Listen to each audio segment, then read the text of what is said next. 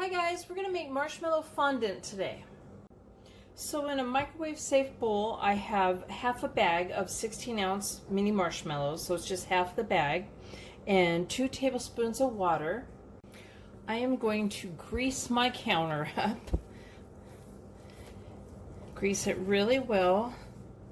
This is going to go right here on top of this as it's cooked, and it's going to keep it from sticking all over your counter.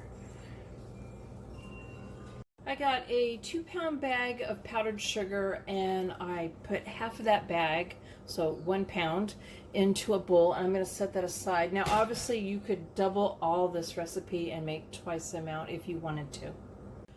I also put some vegetable shortening on the side in a bowl in case I need it. So I'm going to begin microwaving this, and I'm going to do it in 30-second intervals, and I'm going to be stirring it in between.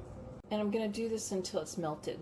So I put half a cup of powdered sugar on top of the marshmallow now that's melted, and I'm going to go ahead and I'm going to mix this in. You want to remember this is going to be scalding hot, so be careful not to burn yourself. And now that I've got that all mixed in, I'm going to go ahead and I'm going to add another half a cup of the powdered sugar to it. And I also had put some vegetable shortening on my spatula too before I had started using it. So I'm going to mix this in, and I'm going to go ahead and I'm going to add another half a cup and mix that in.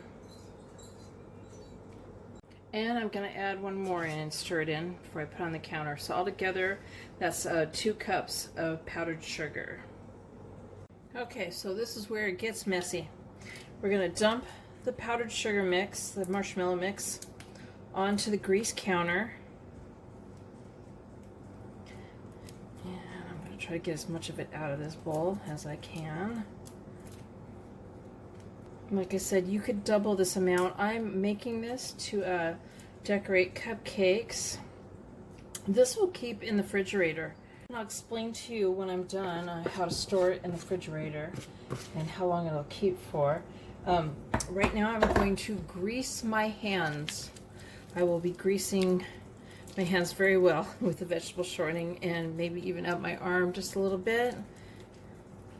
This is to keep it from sticking. Put that aside. And what we'll be doing is we're going to put some powdered sugar down in here, and we're going to start kneading this. And it will be a sloppy mess at first, but we'll keep adding the powdered sugar. And if it got too dry, you could add a little bit of water, like about a teaspoon at a time, if it got too dry and it was tearing.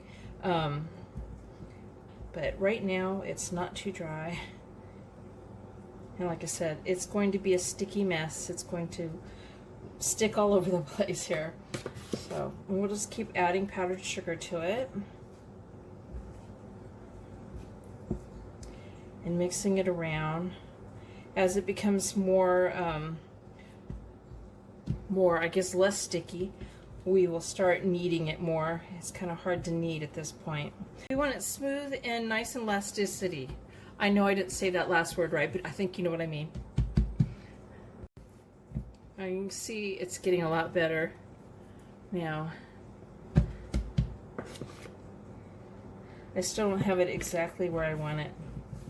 What we're going to do is, to store it, you're going to actually, you'll have it in a ball, and you're going to put the vegetable shortening all over it. You're going to grease the ball of dough, or icing, I guess it's not dough, and you're going to wrap that in saran wrap, and then put that inside a Ziploc bag, and it'll keep in the refrigerator for about 2 months. You could also add food coloring to it, make it a certain color. Just add a couple drops to it and start kneading that in until you get the desired color and it's all mixed in thoroughly. I'm keeping in mind that it's liquid, or I guess you could add a non-liquid food coloring if you wanted to. I just happen to have liquid, so I said that. If you do add the liquid though, it will start making it more sticky, so you might have to add powdered sugar to it to get the stickiness out. And as you can see, it is nice right now. It's a little sticky, maybe just a little bit more powdered sugar. So you can see how it looks. And it's not tearing easy, so I don't need to add any water to it. I'm going to go ahead and form it in a ball.